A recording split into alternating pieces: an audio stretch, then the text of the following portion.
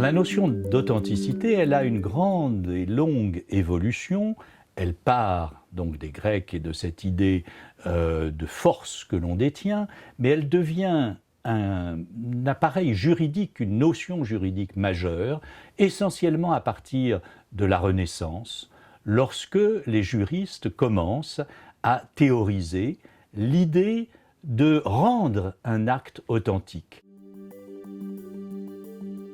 On a un effritement de la puissance de l'État, on a une rapidité de changement de nos modes de vie et même de nos idées qui est considérable, et on pourrait avoir l'impression que tout cela rend désuet ou obsolète la notion d'authenticité.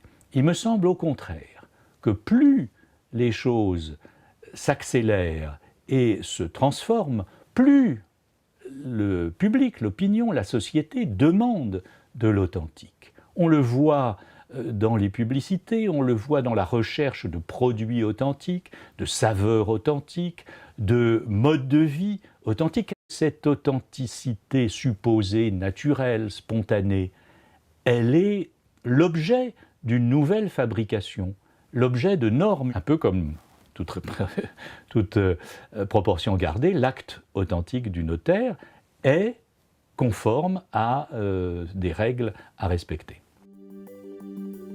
Je pense qu'il y a une vraie vocation de l'authenticité notariée et du concept juridique à s'universaliser.